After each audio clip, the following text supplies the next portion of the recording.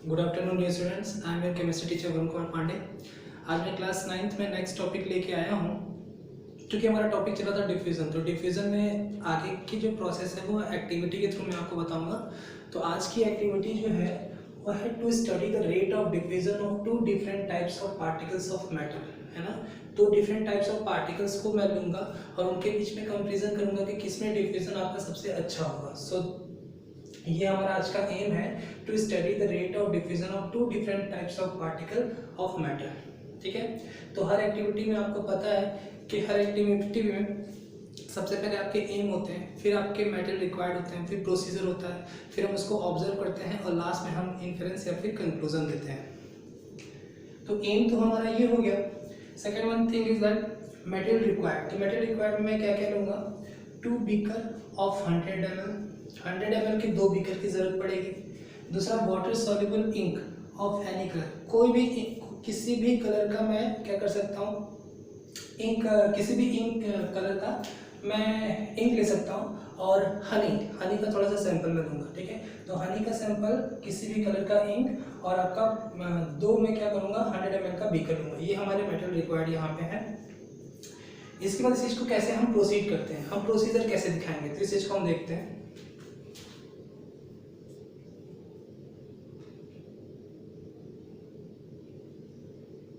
Okay,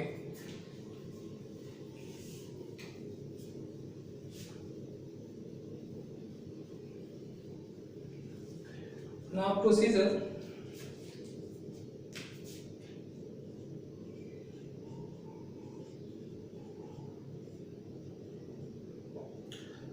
procedure में सबसे पहले मैं यहाँ पे क्या करता हूँ,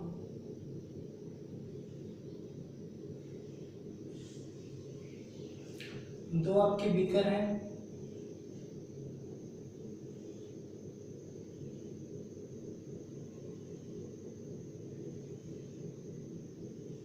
ओके। ये बीकर आपका 100 ml का है, ये भी आपका 100 ml का है। Okay, is that clear? ये पहला बीकर है, beaker first, and this one is beaker second. Okay, तो इन दोनों बीकर में सबसे पहले मैं क्या करता हूं, यहाँ पे अमाउंट ऑफ वाटर एडिड, यहाँ पे भी मैं यही चीज करता हूँ, अमाउंट ऑफ वाटर एडिड। ठीक है, दोनों बीकर में मैं अमाउंट ऑफ वाटर मैं क्या करता हूँ, ऐड करता हूँ। ठीक है, ऐड करने के बाद उसके बाद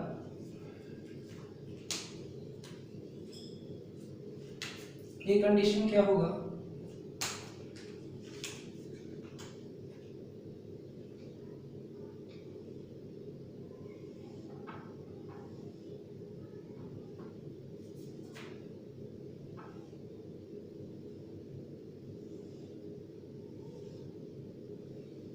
कुछ इस तरह से।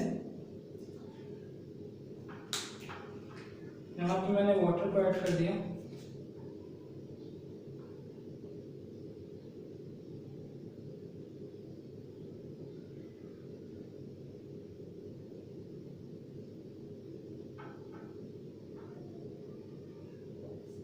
Okay.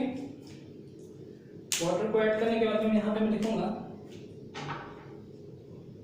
Half filled with water। Okay, half filled with water. तो मैंने यहाँ पे 100 ml के 2 बीकर लिए और उसमें सर्टेन अमाउंट ऑफ वाटर को मैंने दोनों में क्या किया, ऐड किया। यहाँ पे हाफ फिल्ड वाटर मतलब कि बीकर को मैंने हाफ फिल कर दिया। ठीक है, वाटर से। देन आफ्टर अब मैं क्या करता हूँ, इसमें एक बीकर में, इसके बाद एक बीकर में मैं यहाँ पे few drops of ink of any color, okay, किसी भी कलर का, रेड कलर का हो या फिर आपका ग्रीन कलर का हो, मैं क्या करता हूँ, इंक के कुछ ड्रॉप्स इसमें मैं ऐड करता हूँ। Is it clear? इसमें मैं ऐड करता हूँ और दूसरी तरफ इस बीकर में मैं few drops of honey is added, ठीक है। जब इसको मैं यहाँ पे ऐड करूंगा तो होगा क्या, मान लेते हैं हम रेड को हमने इसमें ऐड किया है, इसको मैं जब इसमें ऐड करूंगा, इसी तरह से हनी के लिए मैं ब्लैक कलर ही दिखाता हूं।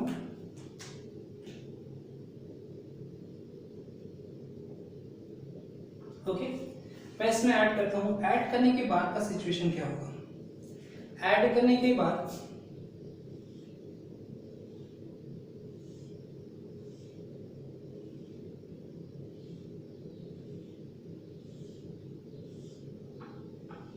ये कुछ ऐसे, यहाँ पे इसको फर्स्ट लिख सकते हैं, this one is second. Okay, अब यहाँ पे जब इसको ऐड कर देंगे तो ऐड करने के बाद कुछ इस तरह से होगा।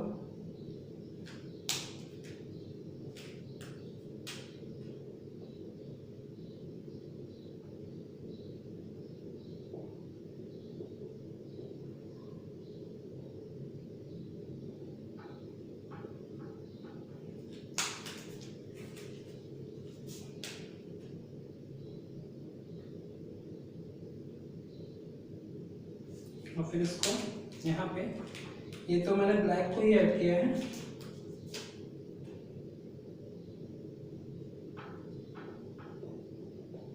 Okay. So this one is first and this one is second. Okay, इसके बाद का जो है, यहाँ पे मैं क्या करता हूँ, लीव देम अनडिस्टर्ब। मैं इस बीकर को यहाँ पे फ्यू ड्रॉप्स ऑफ इंक मैंने रेड डाल दिया और यहाँ पे मैंने हनी का कुछ अमाउंट मैंने डाल दिया, और डालने के बाद मैंने इसको क्या किया, थोड़ी देर के लिए छोड़ दी थी। यहाँ पे मैं लिख दूंगा लीव देम अनडिस्टर्ब,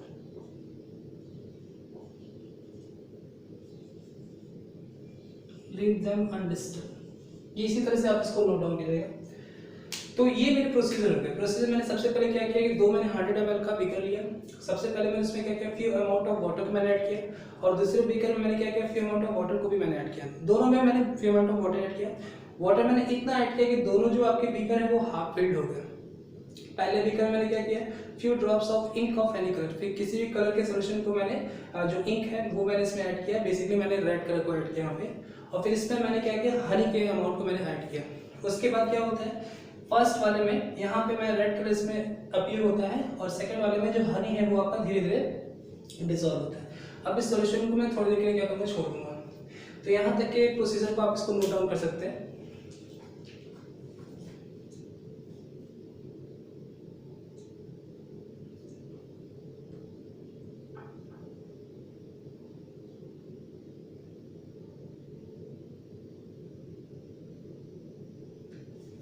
ओके, तो इसमें होगा क्या, यहाँ पे मैं ये बोल सकता हूँ कि जब हम इसको थोड़ी देर के लिए छोड़ देंगे तो जो इंक है और आपके हनी है, हनी और इंक ये दोनों ही आपके लिक्विड के कंपोनेंट हैं। लेकिन अगर मैं डिफ्यूजन की बात करूंगा तो जिसमें इंक है और जिसमें आपका हनी है, तो हनी के जो मॉलिक्यूल हैं उनकी कंसिस्टेंसी बहुत ज़्यादा है, या फिर बोल सकते हैं उसमें विस्कोसिटी का नेचर बहुत ज़्यादा है। तो जिसके पास ज़्यादा विस्कोसिटी होगा, ज़्यादा कंसिस्टेंसी होगी, वो डिफ्यूजन का प्रोसेस उतना ही स्लो दिखाएगा। वहाँ पे डिफ्यूजन होगा लेकिन उसका रेट ऑफ डिफ्यूजन जो रहेगा वो क्या होगा, वो थोड़ा स्लो होगा। लेकिन इंक में डिफ्यूजन थोड़ा फास्ट होगा इन कंपैरिजन टू हनी, ठीक है। तो जब इसको थोड़ी देर के लिए मैं छोड़ दूंगा तो यहाँ पे जो ये फर्स्ट वाला सोल्यूशन है, इसमें पूरे सोल्यूशन में आपका इंक रैपिडली बहुत जल्दी से आपका डिफ्यूज हो जाएगा, जबकि सेकंड वाले में हनी जो है वो भी आपका डिफ्यूज होगा, लेकिन इसका जो रेट ऑफ डिफ्यूजन है इन कंपैरिजन टू इंक ये आपका स्लो रहेगा, ठीक है। तो इन यहाँ से हम ऑब्जर्वेशन क्या लिखेंगे,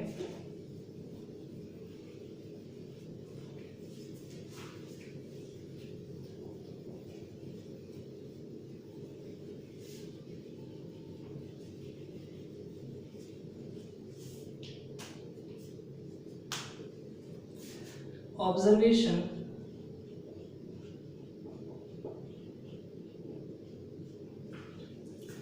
particles of ink diffuses rapidly than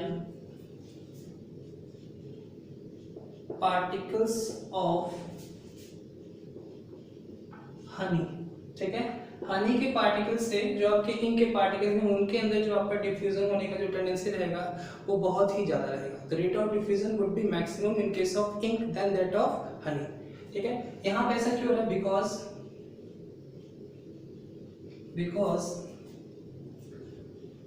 particles of ink more free to move than particles of honey.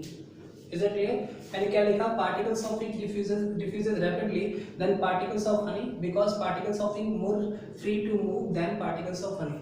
है ना? तो हनी के पार्टिकल्स की तुलना में जो आपके इंक के पार्टिकल हैं उनके अंदर डिफ्यूजन का प्रोसेस बहुत ही अच्छा होगा। तो इस चीज को आप नोट डाउन कर सकते हैं।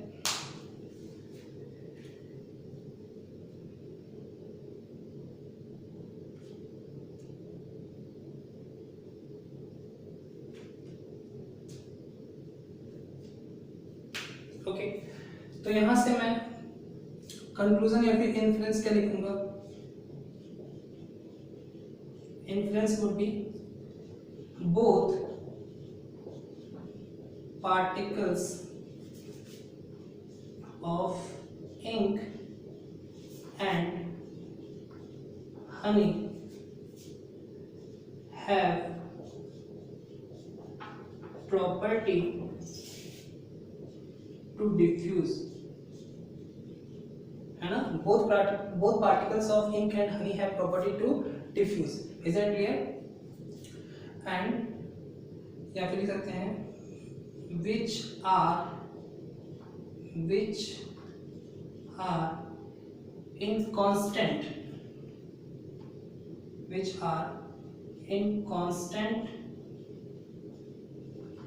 motion form. ठीक है, तो both particles of ink and honey have property to diffuse which are in constant motion form. ठीक है, तो इस चीज एक्टिविटी से एक बात क्लियर हो गई कि जो हनी के पार्टिकल्स हैं जो इंक के पार्टिकल्स हैं इन दोनों के पास डिफ्यूजन होगा और दोनों अपने अपने रेट से क्या होंगे? डिफ्यूज होंगे। ठीक, दोनों अपने अपने रेट से डिफ्यूज होंगे। और डिफ्यूजन क्यों हो रहा है? क्योंकि दोनों पार्टिकल्स क्या हैं? कांस्टेंट मोशन के फॉर्म में है। ठीक है, तो यहाँ से एक चीज और क्लियर होती है, यहाँ से मैं क्या लिख सकता हूँ? rate of diffusion in ink is greater than rate of diffusion in ink is greater than rate of diffusion in honey. ठीक है, तो मुझे यहाँ पे rate of diffusion he activity में दिखाना था। ओके, तो इस एक्टिविटी से मैं क्या प्रूव कर सकता हूँ कि इंक के अंदर जो रेट ऑफ डिफ्यूजन है इसकी वैल्यू ज्यादा है किससे? Rate of diffusion of honey से। ठीक है, तो आज की एक्टिविटी में मैंने दो कंपाउंड के बीच में रेट ऑफ डिफ्यूजन देखा कि दोनों कंपाउंड में कंपैरिजन करके ये देखा कि इसमें रेट ऑफ डिफ्यूजन ज्यादा है और वो कंपाउंड कौन से थे आपके? एक इंक था और दूसरा आपका हनी था। तो क्या पता चला कि जो इंक है उसके अंदर rate of diffusion in comparison to honey क्या है? आपका ज्यादा है। इसके बाद की एक्टिविटी को मैं नेक्स्ट वीडियो में दिखाऊंगा। सो तब तक के लिए थैंक यू।